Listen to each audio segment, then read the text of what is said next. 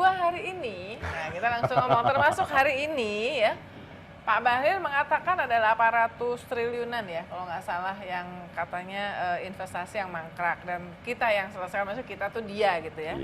Kemudian hanya beberapa jam yang lalu hari ini, mungkin saya cuma nanya yang satu aja, Pak Luhut sampai khusus membuat video. Pak Luhut ini kan belum lama sakit ya, tapi sekarang sudah aktif, membuat video, misalnya salah satunya mengatakan apa itu Tom itu?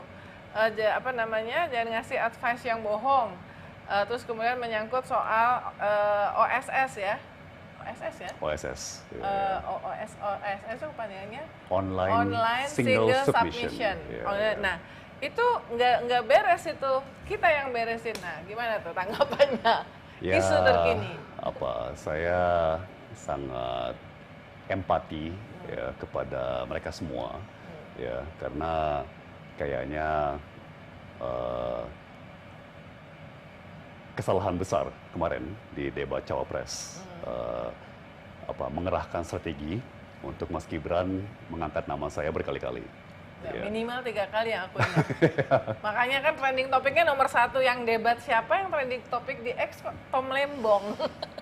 Betul. Jadi itu backfire secara spektakuler, ya kan? Itu asli senjata makan tuan, ya kan. Jadi mereka kirim rudal, ya kan.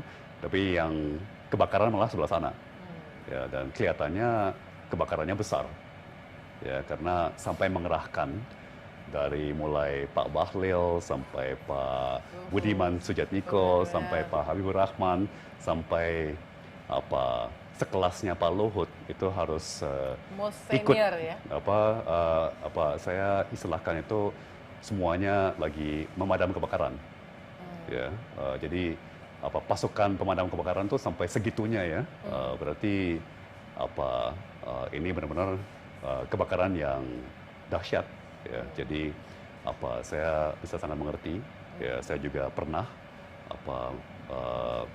memberikan masukan yang gagal, ya, dan kena semprot, ya. Jadi saya membayangkan mungkin tim debat kemarin kena semprot, ya, keras oleh mungkin Mas Gibran dan mungkin juga Pak Prabowo, Pak Jokowi, saya nggak tahu, ya. Dan saya heran Mbak Uni, sampai ini udah 3 hari setelah debat ya, nama saya masih trending. Masih 60.000, 70.000 tweet, ya kan.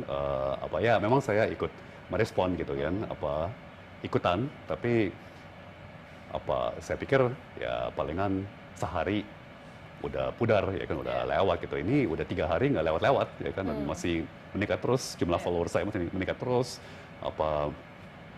fan art, fan video makin menjamur, ya. Dan itu mungkin bagian mana kira-kira dari itu? Apakah ketika Mas Gibran ngomongin soal lithium ferrofosfat kepada Caimin, yang Caimin kemudian memilih untuk tidak mau terjebak dengan istilah-istilah teknis karena bukan levelnya pimpinan negara. Apakah menurut Pak Tom itu yang paling membuat kebakaran? Saya kira pertama sudah pasti karena kan itu yang membuat nama Pak Tom disebut. Well, pertama kebakaran utama, kebakaran yang paling besar tentunya adalah bahwa di luar ekspektasi Pak Muhaimin menjadi pemenang debat tersebut. Ya, jadi Pak Muhaimin lah yang trending, yang mendominasi medsos, mendominasi WA Groups. Dan katanya karena nggak mau diculik ke Rengas Dengklok dan supaya dapat Videotron. Betul. Ya itu motivasi, bercandaan, motivasi yang seru. Jadi memang kan sudah banyak komentator yang mengatakan bergeser dari debat ketiga ke debat keempat. Sekarang bebannya di Mas Gibran. Ya, karena masuk ke debat ketiga itu Mas Gibran punya kelebihan, yaitu ekspektasi yang rendah, sehingga beliau jauh melampaui ekspektasi. Ya, tapi dengan beliau tanda kutip menang debat yang kedua, ya debat Cawapres. Ya. dengan beliau pemenang, itu bebannya tinggi sekali. Sekarang ekspektasi tinggi sekali kan, ya. Dan kelihatannya strategi yang diambil oleh tim debat Mas Gibran adalah untuk lebih agresif lagi, ya. Jadi hajar habis, ya kan, sampai keluarin tuh apa senjata-senjata seperti apa Tom Lembong, ya kan, contekan dari Tom Lembong gitu ya. Dan kelihatannya itu sekali lagi senjata makan tuan, ya, backfire sehingga malah Mas Gibran yang kelihatan kurang berkelas begitu ya. Sementara Pak Muhaimin justru kelihatan tenang, kalem, ya kan,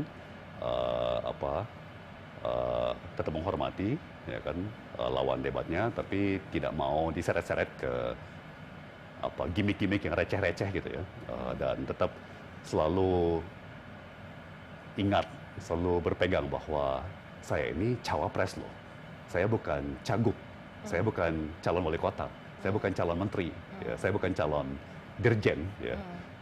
Ini kita ngomong negara, kita ngomong keberpihakan, kita ngomong visi, kita ngomong misi, ya kan, kita ngomong masa depan dan arah masa depan gitu ya, bukan hal-hal teknis yang ya anytime kalau mau ajak ngomong hal teknis itu tugas saya, ya, dan banyak yang lebih junior dari saya pun, ya, yang lebih ahli dan akan dipercayakan, ya, yang juga tentunya berintegritas maka dipercayakan ya hal-hal teknis, tapi pimpinan negara itu harus ditinggal kebijakan. Nah itu yang saya kira kebakaran sekali ya di kubu 02, dan ini lagi giat-giatnya menjadi pemadam kebakaran. Dan mungkin ini pertanyaan terakhir yang bagian yang current affairs. Karena kemudian hari ini juga rame, Presiden Jokowi sudah secara eksplisit mengatakan bahwa kita tahu Presiden Jokowi itu udah pro 02, tapi nggak pernah bilang bahwa saya ke 02, tapi of course, obviously karena anaknya ada di situ. Tapi bilang bahwa Presiden bisa ikut kampanye, ya, bersama di sampingnya itu adalah Pak Prabowo, ya. Apakah menurut Pak Tom itu juga bagian dari turun gunung habis-habisan? Ya, kesan saya itu mencerminkan betapa parahnya kondisi di sebelah sana ya. Ya, kalau sudah sekelasnya presiden harus turun tangan sendiri, ya sudah tidak bisa lagi mempercayakan kepada tim, ya kan? Itu berarti agak ada sesuatu yang sangat parah di sana ya. Karena kalau memang benar-benar pede, benar-benar yakin, ya udah di atas angin, ya. Satu putaran misalnya. Harusnya kan Pak Presiden bisa fokus kepada tugasnya mengurus negara, ya. Tapi kalau sampai Pak Presiden sendiri harus turun gunung, ya istilahnya kan terus harus hands on sendiri, ya tidak bisa lagi mempercayai atau mendelegasikan apa pemenangan putranya dan apa calon yang didukungnya kepada tim atau stafnya, berarti kayaknya ada masalah besar di sana ya.